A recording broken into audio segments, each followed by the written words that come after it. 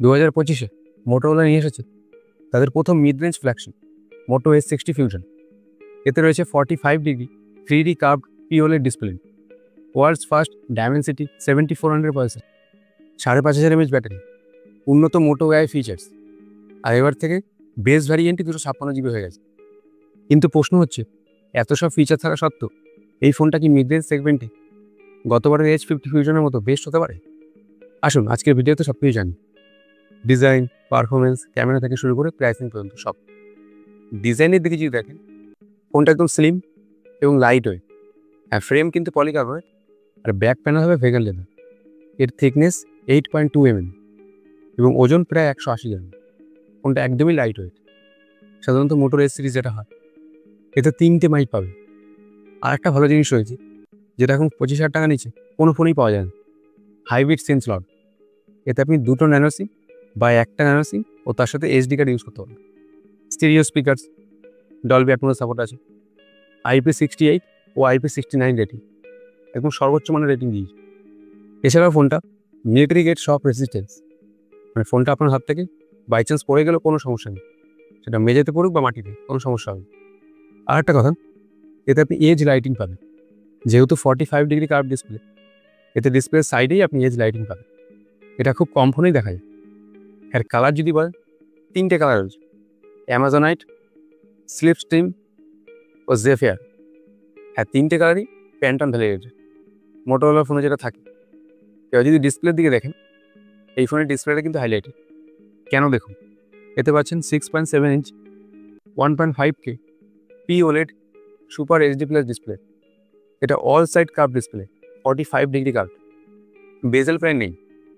Screen two body ratio 96.3%, যেটা কোনো ফোনের ক্ষেত্রে একদম হাইয়েস্ট। ফোনটা হাতে নিলে বুঝতে পারবেন ফোনে শুধু ডিসপ্লেই রয়েছে, না কোনো বেজেল, না কোনো চিন পাবে, একদম মিনিমাম। এটি একটি 10 বিট প্যানেল এবং HDR10+ সাপোর্ট রয়েছে। Refresh rate 120 Hz। এটা প্যান্টন ভ্যালিডেটেড ট্রু কালার ডিসপ্লে, মানে ডিসপ্লেতে কালার আপনি পুরো অ্যাকুরেট পাবেন, না বেশি না কম। এছাড়াও ভিজন বুস্টার টেকনোলজি রয়েছে, 4500 নিটস পিক ব্রাইটনেস, 1400 নিটসের HBM। ব্রাইটনেসও ঠিক আছে, আউটডোরও কোনো সমস্যা হবে। ডিসপ্লে প্রোটেকশনের কথা যদি বলেন, গরিলা গ্লাস 7 এর প্রোটেকশন আছে। এছাড়া in display fingerprint sensor, smart water touch 3.0 রয়েছে। ফোনটা আপনি জল হাতে ইউজ করতে পারবেন, কোনো সমস্যা নেই। পারফরমেন্সের দিকে যদি দেখেন, এতে রয়েছে বিশ্বের প্রথম মিডিয়াটেক ডায়মেনসিটি 7400%, যেটা 4 ন্যানোমিটার বেস পাচ্ছে, যার আন্তঃস্কোর প্রায় 7 লাখের কাছাকাছি। এছাড়াও LPDDR4X র্যাম, UFS 2.2 স্টোরেজ। সাধারণত মোটর এস সিরিজের ফোন গেমিংয়ের ক্ষেত্রে হয় না। এটা ডিজাইন, ডিসপ্লে এবং ক্যামেরা সেন্ট্রিক হয়। এতে আপনি BGMI 60 FPS খেলতে পারবেন। হ্যাঁ, আর একটা কথা, এটা গতবার ছিল না কিন্তু।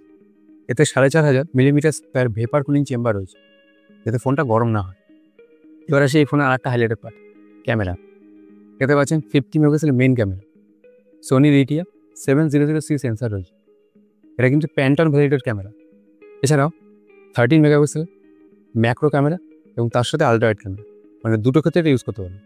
সাধারণত ফোনে আল্ট্রাওয়াইড দিলে ম্যাক্রো দেয় না, এটা মোটো খুব ভালো কাজ করেছে। প্রতিটা কোম্পানি করতে পারে, তাহলে আমাদের সুবিধা হয়। আর একটা হচ্ছে অ্যাম্বিয়েন্ট লাইন সেন্সার। এটা ফটো তোলার ক্ষেত্রে লাইটটা ম্যানেজ করবে, যাতে ফটোর কোয়ালিটি ভালো হয়। এছাড়াও 32 মেগাপিক্সেলের সেলফি ক্যামেরা। প্রতিটা সেন্সারে আপনি 4K 30 fps ভিডিও রেকর্ড করতে পারেন। যেহেতু এটা প্যান্টন ভ্যালিডেটেড ক্যামেরা, ওই জন্য ফটো একদম অ্যাকুরেট এবং ট্রু কালার আসবে। ক্যামেরার দিকে কিন্তু ফটো আপগ্রেড করেছে। গতবার আল্ট্রাওয়াইড লেন্স ছিল, কিন্তু ম্যাক্রো ছিল না, এবার আল্ট্রাওয়াইড ম্যাক্রো দুটোই দিয়েছে। এছাড়া ক্যামেরা সেকশনেও কিছু AI পাবে, যেটা ইমেজ কোয়ালিটি আরও বেটার করবে। যেমন AI photo enhancement, AI magic editor, AI photo unblur, AI magic canvas.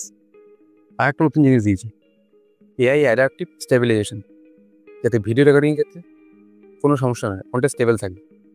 আপনি ফোন নিয়ে লাফান, আপনার ভিডিও কিন্তু লাফ হবে না। ডিজাইনের ক্ষেত্রে বলেছিলাম 3টে মাইক রয়েছে। 2টো মাইক তো আমাদের অডিও রেকর্ড করবে, আর একটা মাইক দূরের কোনো বস্তু অডিও ক্যাপচার করবে। এটা সাধারণত কোনো ফোনেই দেখা যায় না। মোটো কিন্তু প্রায় সব জিনিসে আপগ্রেড করেছে। আর ব্যাটারি সেকশনে কিন্তু আপগ্রেড আছে। গতবার ছিল 5000 mAh ব্যাটারি, এবার হচ্ছে 5500 mAh ব্যাটারি, 500 mAh ব্যাটারি বেড়ে গেছে। এবং 68 ওয়াটের টার্বো চার্জিং। ব্যাটারি ব্যাকআপ গতবারের থেকেও ভালো পাবে।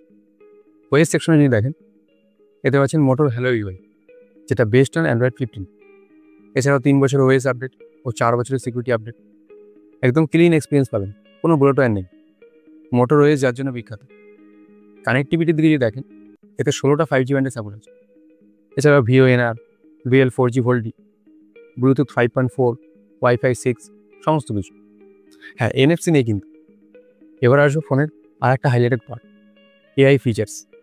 এতে গতবারের থেকে অনেক AI ফিচার্স বেড়েছে, যেমন সার্কেল টু সার্চ, এটা তো পাবেন।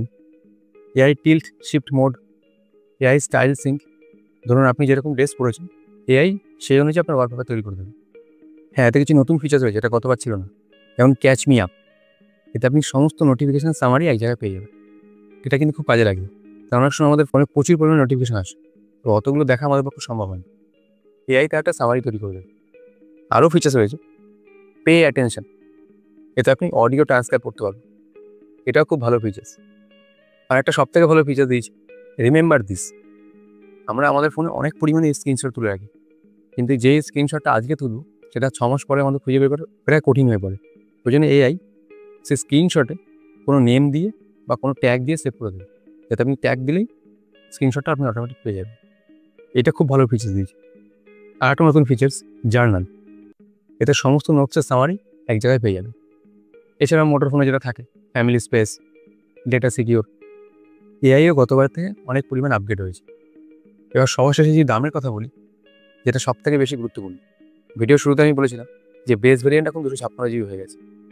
এতে দুখানা ভ্যারিয়েন্ট আছে, 8GB র্যাম ও 256GB স্টোরেজ, যার দাম 22,999 টাকা। আর একটা ভ্যারিয়েন্ট 12GB র্যাম ও 256GB স্টোরেজ, যার দাম 24,999 টাকা। দুটো ভ্যারিয়েন্টে আপনি ব্যাংক ডিসকাউন্ট পাবেন। বেস ভ্যারিয়েন্ট আপনি ডিসকাউন্টের পরে ওই 20,999 টাকা পাবেন। তো বন্ধুরা, এই ছিল মোটো S60 ফিউশনের সমস্ত দিক। আপনার মতে এই ফোনটা কি ভ্যালু ফর মানি, তা কমেন্টে জানান।